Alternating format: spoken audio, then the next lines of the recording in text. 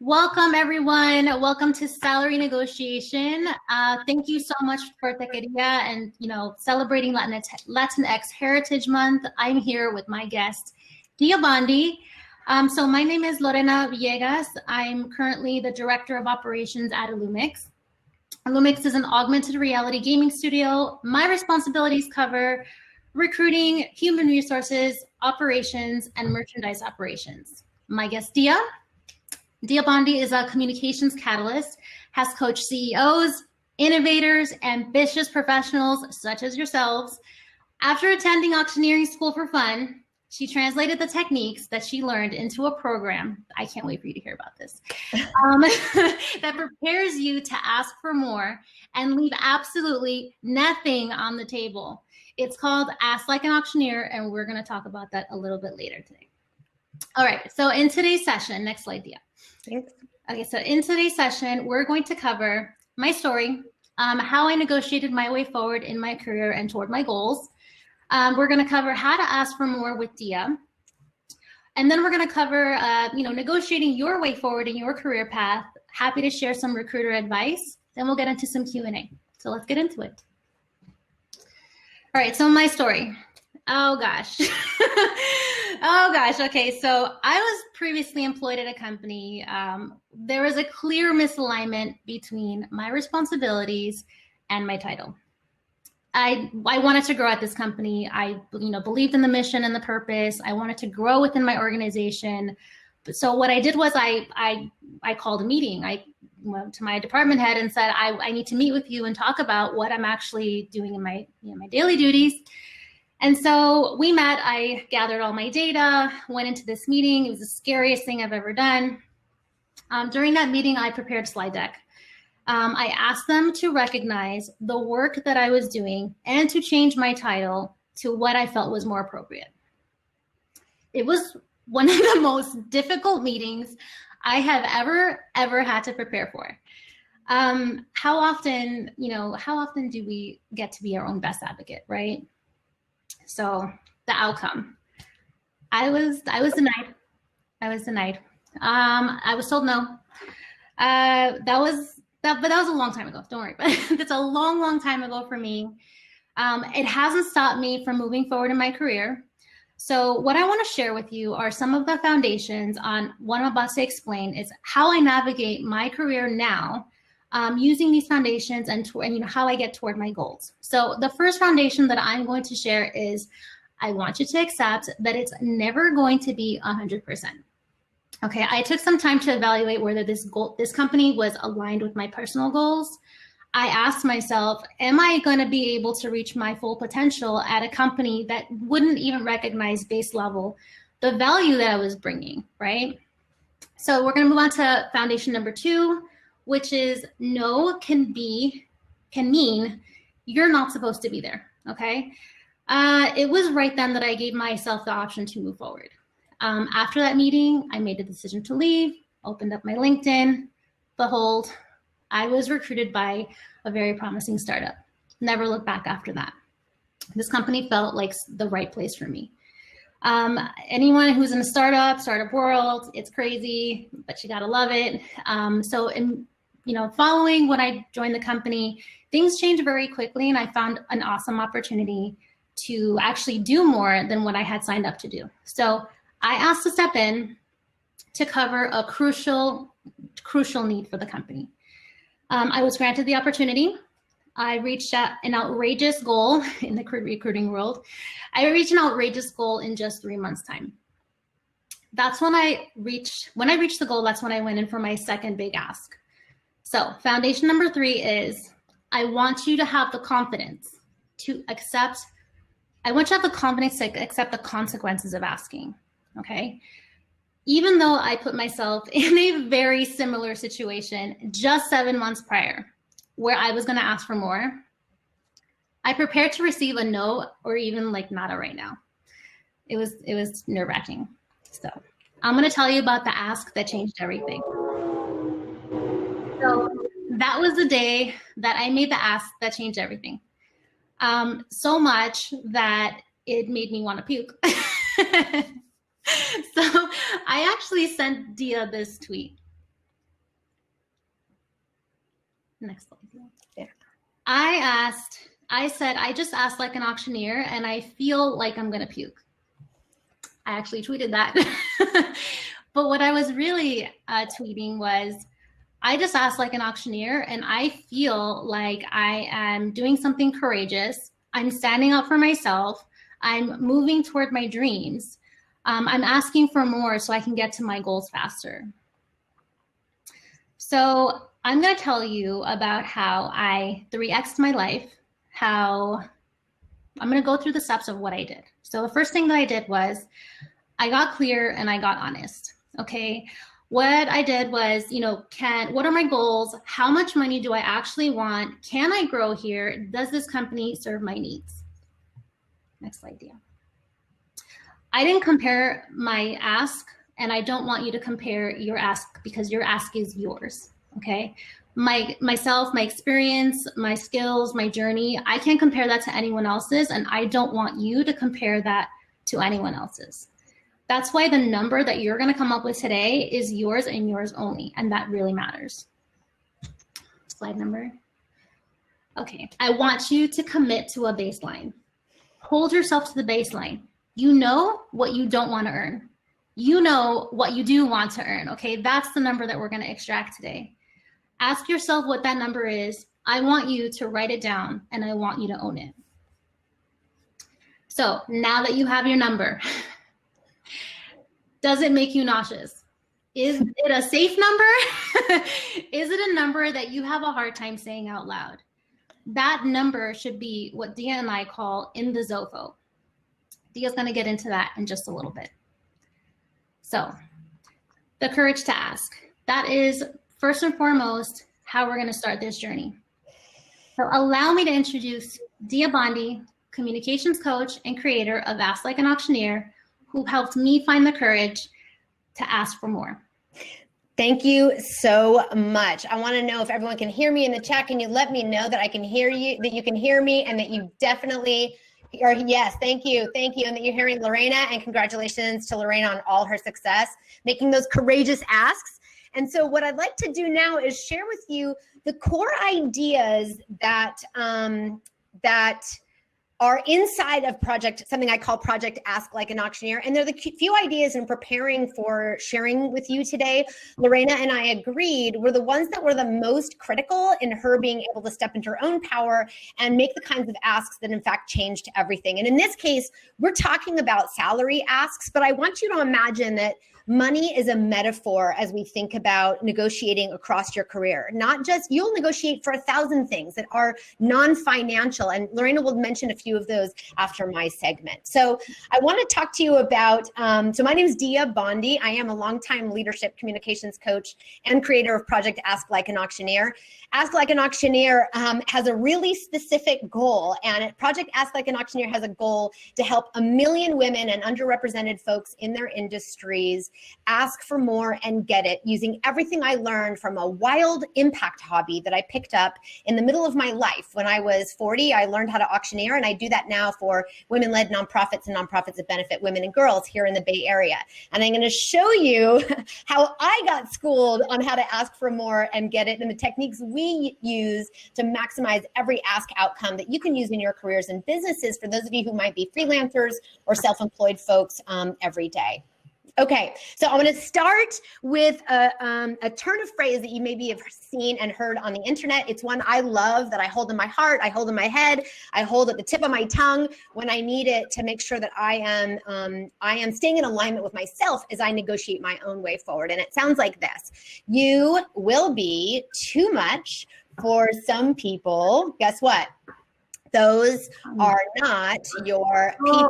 You know, in the chat, if this is something you've seen before, I'm sure you've seen this before floating around the internet, that yes, in fact, you will be too much for some people. Those are not your people. And today, I'm going to be talking about, yes, sometimes you'll be too much for some people, and sometimes you'll just be too much for some people. And that doesn't make who you are or what you're asking for wrong. It's about just a misalignment there. So whenever I feel that temptation to shrink down or carve something down, or maybe just make my asks a little bit friendlier, a little bit more palatable, a little bit more reasonable, and lowball myself, I remember that it's okay for me to stand up for what I want and what I need, and what I've earned. So who am I? Thank you for that lovely introduction, Lorena. I'm so glad to be with you and your audience here today. I have been a leadership communications coach for nearly 20 years. And what that means is I help leaders at the most critical and high stakes moments in their careers to find the courage to speak from the heart when it really matters to their strategies, to their businesses, and to their own leadership. So they can take control of their time on stage and really have the kind of impact on the people, teams, and cultures that they lead. Let me fix my eyeballs here and my glasses here. And a few years ago, I did a wild thing. After so many years as a leadership communications coach, I took myself off of the docket for a while and took a little bit of a working sabbatical. And during that time, I learned how to be an auctioneer. I packed my bags and I went to St. Louis and learned how to auctioneer. Me and 100 cowboys on the side of Route 66 learned how to auctioneer everything from livestock to art to real estate. And when I got home back here in the Bay Area, I was like, what am I going to do with this? This is not my next career. And I figured out that what I really wanted to do was do auctioneering as an impact hobby for women-led nonprofits and nonprofits that benefit women and girls. And now I do fundraising auctioneering for organizations you've heard of, like the Oakland Museum in California, like Girls Inc., like Dress for Success, some local and some national organizations. And it's been a blast. And it's these two worlds crashed together for me a couple of years ago. And I created this project called Ask Like an Auctioneer. And by the way, Lorena Villegas was in the very first beta test workshop I ever gave to road test these ideas. And they're the very ideas she used to make the kinds of asks that change everything. We've been in contact since that very first workshop. And I've seen her journey with that. So we hope you get some value from these. So how did these two worlds crash together? Well, for 20 years, I've been helping basically leaders step on stage and craft and deliver a powerful story. And the first thing they ask me when they come to me as clients is, okay, Dia, I got to take a stage. Maybe it's the first time at my all hands. Maybe I'm announcing a brand new product strategy. Maybe I'm an entrepreneur and I need to step on stage in front of an industry. And I need you to help me write the story I'm going to tell in my 12 minutes, 15 minutes, hour, 2 minutes on stage. And that always starts with the question, which is, great, what are you asking for? What do you want of your audience? Whether it's headcount or budget or attention or engagement or investment, there's something we're always asking for. And once we know that, we can create the story. What were we going to say, Lorena? Money. We want money. Yeah, that's, in this case, we want more money. That's right. So we always start with, what are you asking for? And I always get an answer. Yes, great, you're asking for that. But how much of it? How much headcount? How much money? How much investment are you really looking for? And that is when I usually don't get an answer back. What I tend to get is a lot of hand wringing. Well, I don't know. I could ask for 7 heads to really run this project, but what I really need is 10, but maybe there's no way they'll say yes to 10. So I'm just going to ask for 7, and then I'll borrow like 2 heads from the engineering team and then 2 project managers part-time from the events team. And then I can kind of cobble it together like that. You know that story. Oh, you know that feeling. Oh, yeah. I want to ask for this salary, but they'll never go for that. I'm going to ask for this one. So make it more reasonable, something that I don't know, maybe I'm going to Google it. Let me call my friends. Let me call my dad, even though he knows nothing about my industry and nothing about my business. So what do? We wring hands. We end up getting this question, which I end up getting this question back, which is, I don't know, Dia, what do you think I can get? And this is a valiant question. It's a question that I've been using for 20 years, well, until I learned how to auctioneer with my clients. Yeah. What do you think you can get? What kind of salary do you think you can get? Which one do you think you can get that really ends up aiming us toward asking in order to get a yes? What is the number, the volume, the thing I'm asking for that helps us know that we are going to get a yes? And that ends up being the number we land on. That's the number that we can get out of our mouths, the number that we're pretty damn sure we can get a yes to. So I want you to think about it like this. You can take a screenshot of this if you'd like. You can draw this on a piece of paper you have in front of you, whatever. But there's a little model I think of in my mind, which is on the vertical axis, let's imagine that's some volume of an ask you need to make. In this case, because we're in the salary negotiation class session, we're going to think of that as some amount of money. And then on the horizontal axis, you're going to see that that's sort of like courage, because you need some amount of courage to ask for some amount of a salary, ostensibly above the one that you have right now. So what do? If we do that, we go, okay, I think I can get this much courage to make this much of an ask, and that'll land us somewhere around right here, right? And that's the number where we're like, I don't know, 85% sure they're going to say yes, 99% sure. Maybe some of you are like, unless I'm 100% sure I'm going to get a yes, I can't get it out of my mouth. Great. So let's take a look at all of this. When we go above this point, what's up here?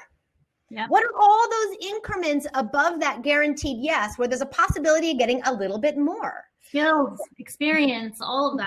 All that stuff. Why don't we go there? We don't go there because all of the volumes, all of the amounts that live above that guaranteed yes live in the zone that Lorena and I like to call the zone of freaking out, or the ZOFO. And you all listening today know that feeling. That's that feeling when you say, hey, best friend, here's the salary I think I'm going to ask for in this next negotiation. And your friend says, really? You should ask for another 40%. And you go, oh my God, I could never do that. That sounds insane. There's no way I could do that.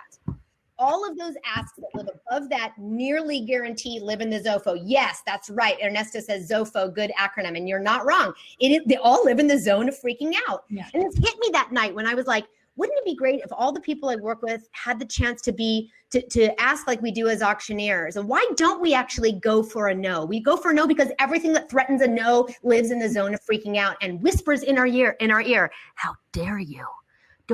Aren't you crazy? Who do you think you are?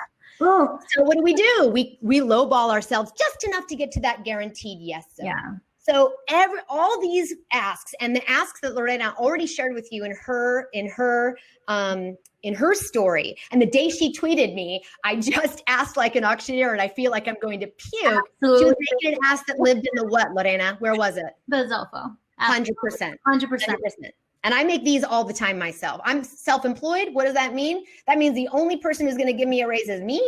And I got to be in my ZOFO every day or my business won't keep up with my ambitions. So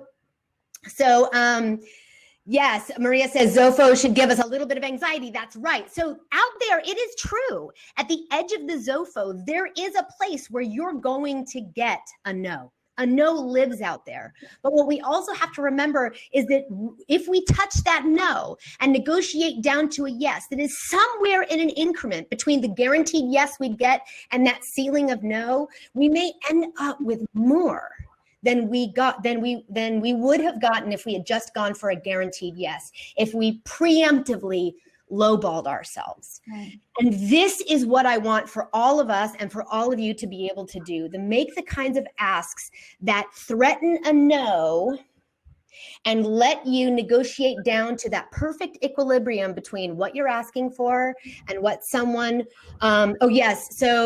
Collective We says ZOFO is so real. I think it's so funny you say that because literally I have a sticker that says the ZOFO is real. Lorena and I are working on getting that on a t-shirt for you, just so you know.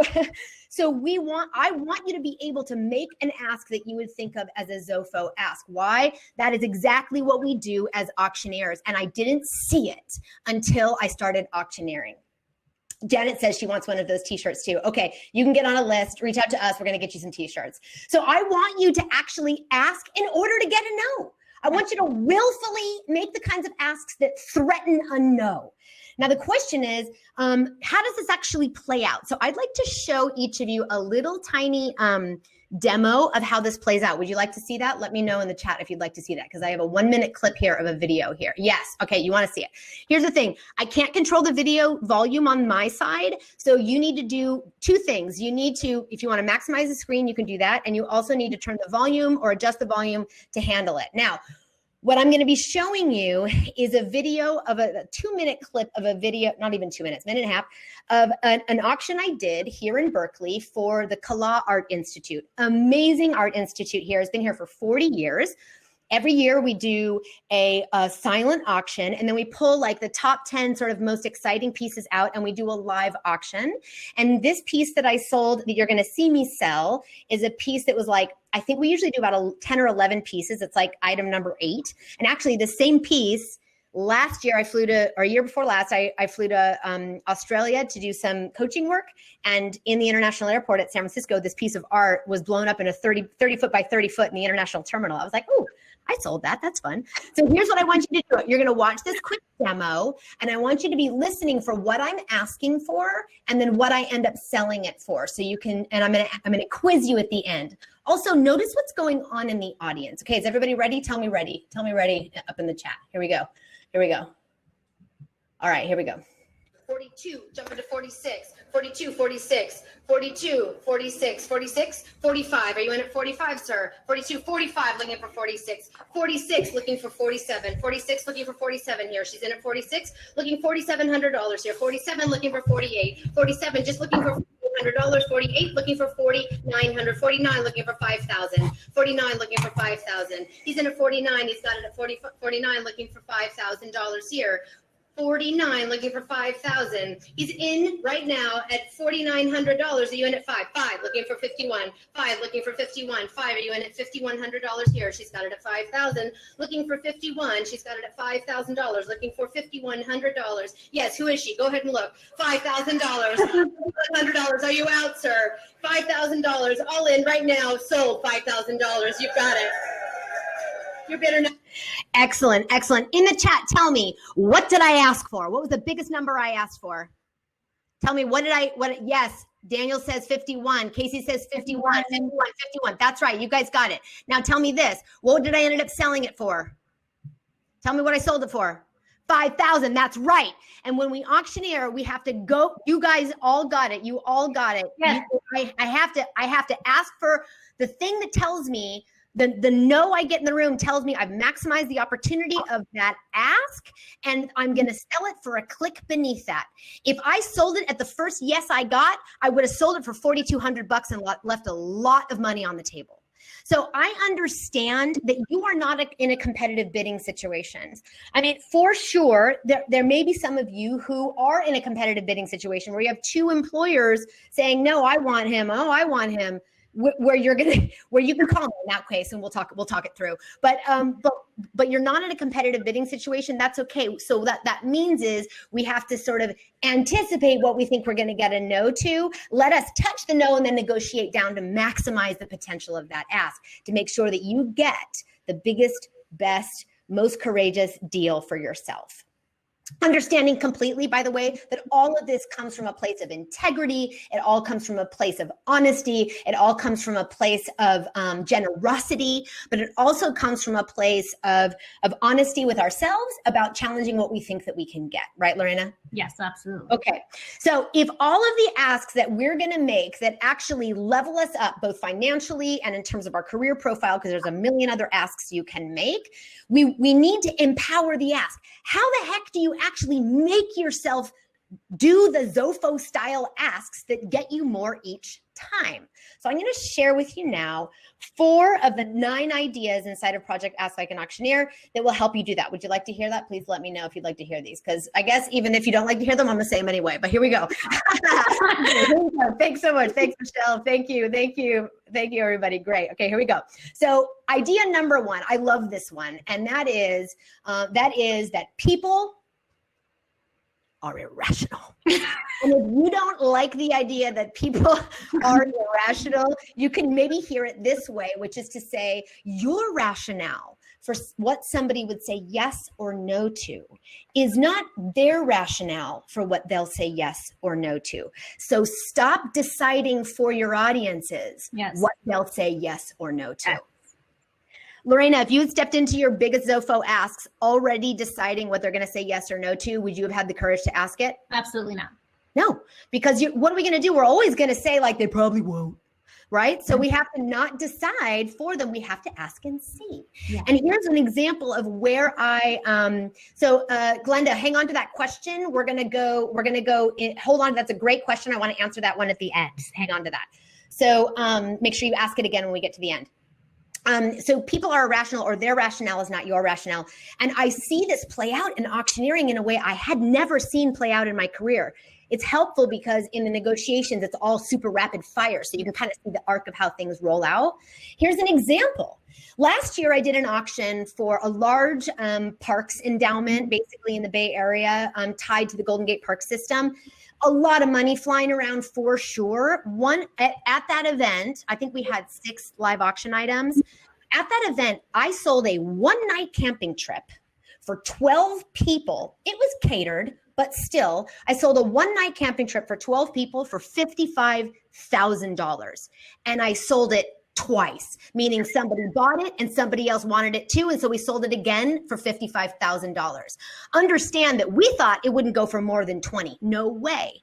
That same year, I sold a $10,000 piece of art. It was supposed to be worth $10,000 for $4,500. We don't know what people are going to say yes or no to. So we have to decide. That's right. We have to decide what we want and then go ask and find out. Yeah. It's like a little treasure hunt in that way. Yeah. Literally, when I was auctioneering this camping trip, I was like, I kept adding numbers, and I was like, these people are crazy paying for this. But nonetheless, their rationale was not my rationale. It's not my job to tell them what they should or shouldn't say yes to. All right. Idea number 2. So I hope that if you walk into a big ask and you're like, either I'm going to make my big ask or I'm going to carve it down by 10%, make the bigger ask, because you don't know what they're going to say yes or no to. And if the idea that people are irrational and that your rationale is not their rationale for what they'll say yes or no to, I hope that gives you just enough courage to help you make the bigger Zofo ask. Second idea, know your reserve. Now, this is something that Lorena already talked about when she said to know your baseline. That's another word for reserve. In the world of auctioneering, we say reserve, and reserve means you've got to know what number at which they can't touch this, okay? There is a number. By the way, you can get this poster right here at Paper Jam Press. My friend who has a Paper Jam Press here in the San Francisco Bay Area, and she has all these amazing turns of phrases she puts on these beautiful posters. So there is a number at which they can't touch this. Can I just include something on recruiter calls? When I'm on a recruiter call and I say, what is your salary range? Don't say, and because I live in the Bay Area and because I do this, and no, none of that. I want you to spit out your number. Know your reserve. Know your reserve. This is so powerful. Now, I get this question all the time. And why it's so powerful in the world of auctioneering is that if I go to sell a piece of art and we know the artist doesn't want us to sell it unless it meets a minimum amount, I've already decided that if I can't get that amount, that piece of art comes right off the market. If you've already decided what the minimum salary is that you'll take, you'll know if you don't get it, guess what? You're off the market in that particular, you're off that market anyway. Yes, exactly. So, and why it's so important is that you draw that line in the sand, and then you can deal with the question I get all the time from people like you, which is, Dia, what do I do if I get a no? And my answer is always, I don't know. What are you going to do? If you know what your minimum is and you hold fast to that, you can plan for, if I don't get it, what am I going to do? Mm-hmm. I'm going to find a new role within the organization. I'm going to start looking for something else. I'm going to find different clients. I'm going to spend the next 6 months elevating my visibility and demonstrating my impact and ask again. Like, you get to decide what you do when you get a no. You're not held hostage by that no anymore. Mm-hmm. But it's hard to make that plan if you haven't decided what your minimum is, period, what your reserve is. So know that reserve for yourself. So I hear this question here says, how do we identify our baseline? Nobody can tell you that. That is your choice. You get to decide what it is. I know that sounds like a really simple answer, and it is simple, but it is also very powerful. And Lorena in a little while is going to talk a little bit about what powers you in fact can take ownership of as you start to think about your own ranges and your baselines. So idea number 3, how are we doing on time? We're okay. Okay, are you in or you out? Now, if you notice in a little demo, there's a little moment where I say, sir, because he's kind of waffling, right? Are you in or you out? Are you in or you out? And I forced his hand. I had to make him let me know where he stood. Now, I'm sure many of you in your careers have experienced that thing where you've asked for a raise and they've said next cycle, and then they've said next cycle, and then they've said next cycle, and then they've said next cycle, to the point where you're 3 years into a request that's never coming true. And what do we call that? I call that getting breadcrumbed. So there is a thing you can borrow from the world of auctioneering, whether you're talking to your manager or you're talking to, you're in a negotiation with a recruiter and it's going on too long. You can ask, yes, exactly. Arthur says, yeah, you said, yeah, getting breadcrumbs. Thing. So are you in or you out? And you all can test this next time. If you're living in a geography where you can actually go to a coffee shop, somebody gets a coffee and walks over to do the milk and the sugar and they're taking too long, you can lean over their shoulder with your mask on, or you can just kind of give them one of these from 6 feet away and say, so are you in or you out there with the milk? And see if you can actually accelerate the situation. So are you in or you out can be a really powerful tool. Again, coming to it with generosity and honesty and not being combative, but helping the people on the other side of the table communicate with you where they stand and making them equally accountable for where they stand to you having to have the answer for what's your salary range. Right. Okay. So we've got to have the courage to hear the answer that we get. 4. This was a little touchy, but I wanted to include it. I almost didn't, but I did. So right now we're hearing in the world so much about getting paid what you're worth, get paid what you're worth. And yes, I want you to get paid what you're worth. What I notice though, is that when we think about getting paid what we're worth and we put a number to that, it can sometimes be counterproductive, because if I'm asking for what I'm worth and I get a no, does that mean I'm not worth that? So we load up so much meaning on the answers that we get that we have to make sure the number is a one that we can live with and that we know we can get a yes with. And we end up leaving money on the table. What I've noticed in auctioneering is price.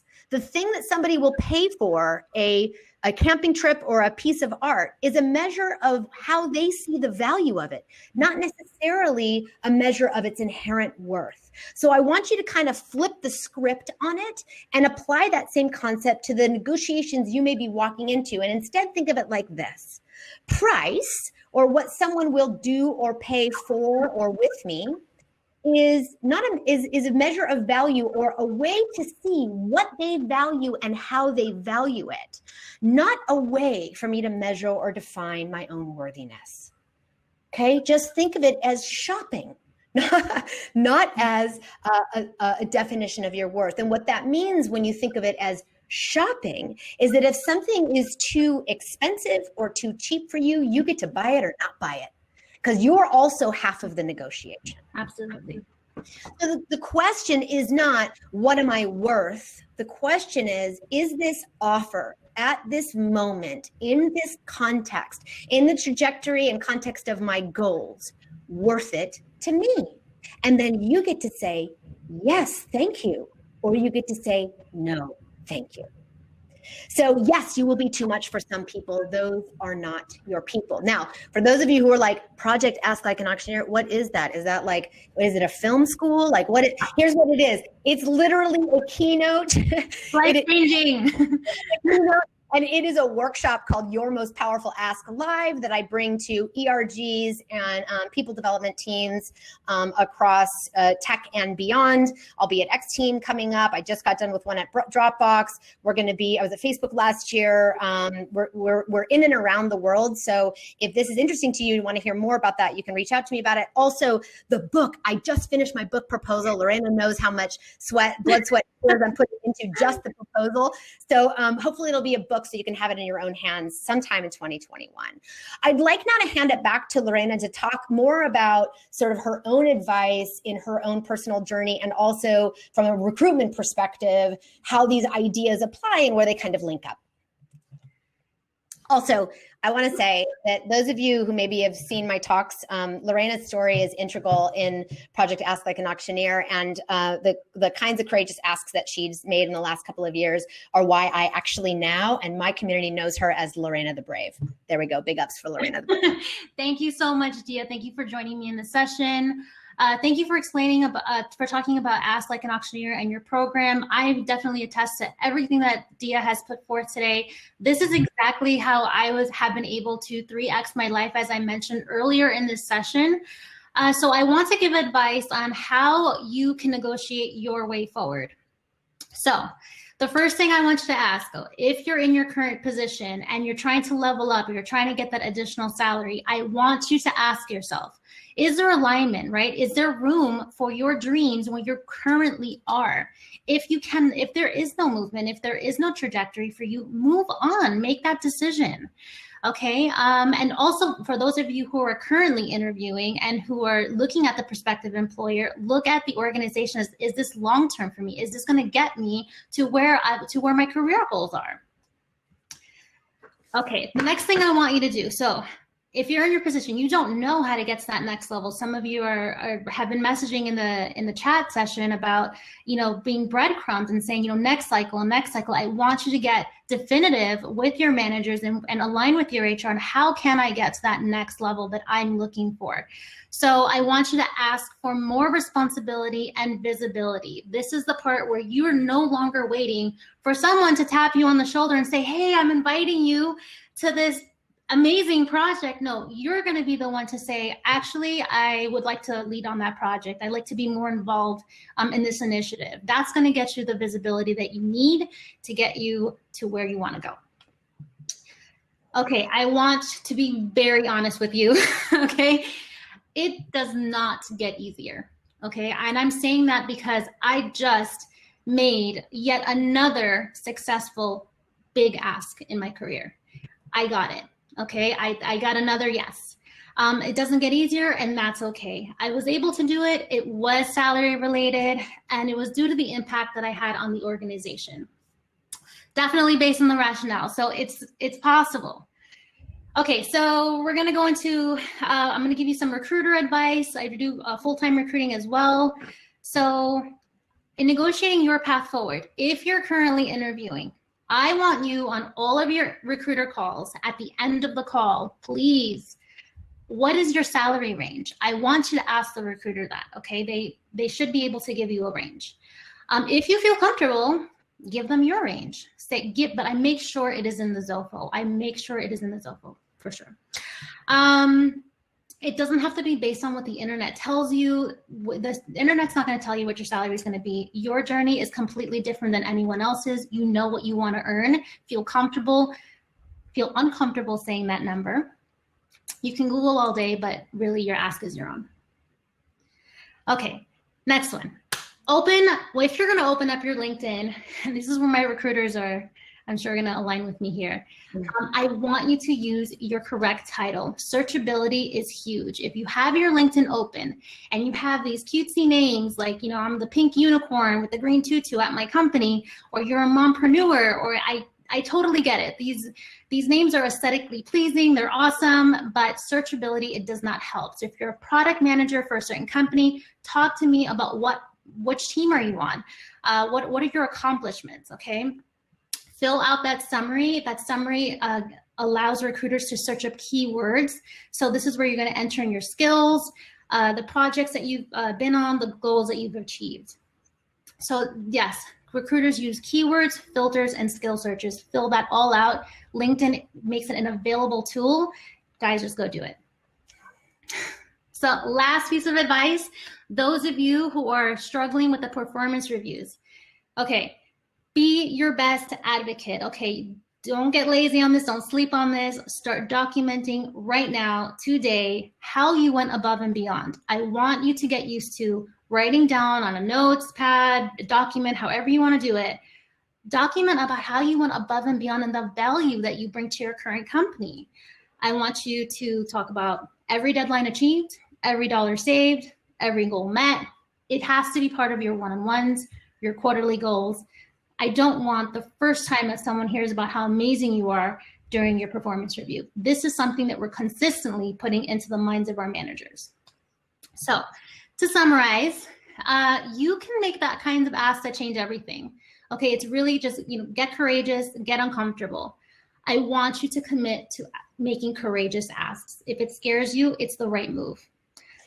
Be your best advocate. Okay, no one knows what you bring to the company more than you do. Above and beyond, the ZOFO is absolutely where the potential is. I'm living proof of it. Thanks to Dia. So we'd like to open up to Q&A now, and you can find Lorena. She's in the Techqueria channel, so you can find her there. You can also find her on LinkedIn, where I'm sure she lives a lot. And if you want to, you can connect with me. If you want to be first on the know on when my book comes out and other offers that are happening, I do a monthly Ask Strategy call that's open to anyone to register for. And if you want to learn more about that and be invited, you can just pick up your phone right now and text the word impact to the number 66866, and you'll be on my mailing list. So you'll kind of be in the know on that. Or you can reach out to me at hello@ or just check out diabondi.com. So Lorena, there's so many beautiful questions there. I don't even, so if you asked a question and it blew by, can we ask you to put it back in right now? We'll kind of pick it up from there. So this first one comes from Carlos. Can I do it can I offer it to you, Lorena? Absolutely.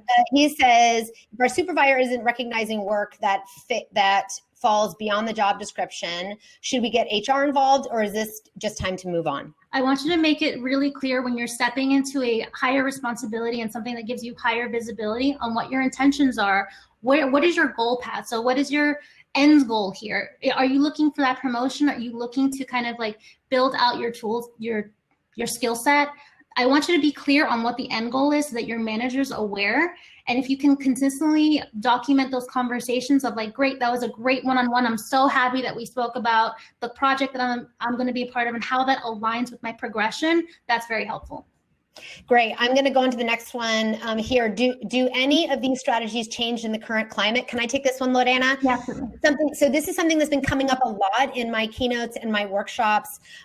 People feeling a little bit nervous about asking for more money in the current climate. And I want to say that your asks are highly contextual. So we want to think about, yes, there's an overall economic climate, and then there are the individual ecosystems that you are functioning in, and the level of demand for your talent and your ambition and the kind of impact can you have belongs to your context and yours alone. Now, if you read that now's not the time, I mean, there's some places, I'm going to be probably bringing my workshop to Bank of the West next quarter, and they're having salary freezes right now. Like it's not even a thing. But like I mentioned before, and Lorena has mentioned too, that you can build your platform for a salary negotiation by asking for more responsibility, more visibility, more mentorship, building stronger relationships, identifying and securing the sponsors of your work inside the organization so that when it is time, you're standing on a strong foundation. I hope that helps. Let's see. Let's see. You want to find another one in there that you want to ask, that you want to answer, Lorena? Sure. Let's see. When and how is it ever appropriate to ask for a salary range for a position? Lorena, you can take that. You're the recruiter in the house. When and how is it ever appropriate to ask for the salary range of a position? Or do you mean on a recruiter call? I'm a little bit lost in that question. Let's imagine she says yes on a recruiter call as she comes back with the answer to that. Great, Jaime, thank you, or Jamie, whoever you are. Yes. Okay, so Irene, I hope I'm answering your question correctly, but if you are on a recruiter call, I always tend to ask at the very end, what is your desired salary range as a recruiter? But there are often times that candidates will ask me, what is this range? What is this position offering? And this is after we've introduced the company, introduced the responsibilities of the position. I feel it's a little bit more appropriate toward the end of the call once you've gained some more knowledge on what you're potentially interviewing for. Great. Let's see. We've got another question here. Do you see do the same tactics apply for more senior roles? You mean from Project Ask Like an Auctioneer or from the advice that Lorena offered? Lorena, let me see can I hear your answer to that? Does it apply for all, like early stage in your career, mid stage, and senior? I'm lost in the question. Where's the question? The question was, do these same tactics apply for more senior roles? Absolutely. Absolutely. I mean, I'm currently hiring for 3 different roles. It's still continuing to happen even through COVID. Don't let anyone convince you that salaries are lower or anything is affecting salary negotiations at this time. It's actively happening. So you can disclose your ZOFO baseline, or you can ask the company, whichever you feel comfortable, but don't be led by what the recruiter says. If the recruiter says the range is, and I'm just going to throw a number, 200 to 250, and your number is 275, don't hold back. That's your number. That's market rate. Ramon asked me, what blogs or resources would you recommend to people new to the ZOFO? So I'm going to just say out loud, and Lorena knows this, she's the one that is making me do it, but I'm going to be launching a podcast where we're going to be talking about everything and all things ZOFO, related to salary negotiation, to more visibility, to the things that freak you out but are critical to your goals. So I hope that you'll connect with me and get on my mailing list so that when that goes live, we'll have Lorena as a guest. How about that? So that's one thing. I also would say that another resource is something called 81 Cents. It is a resource for salary negotiation and peer-reviewed offers that you get. I don't know if it falls into the category of ZOFO, but you might be surprised at the peer feedback that you get when you share it inside the 81 Cents sort of. They're like volunteer peer reviewers, so that you can get a reality check on whether you're pre-lowballing yourself or not. Yeah. So there's that for you. Let's take, we're actually at time here. I wish so much we could keep answering these questions. I don't know if there's an office hours that Techqueria offers or what, but nonetheless, here we are. Well, I'm available on Techqueria if anyone wants to reach out. Lorena Villegas and Dia, please reach out to her on LinkedIn and through her blog, and soon her podcast. So thank you everyone for joining us. Appreciate it. Thank you so much, Dia, for being here, for being part of our community. Enjoy Latinx Heritage Month.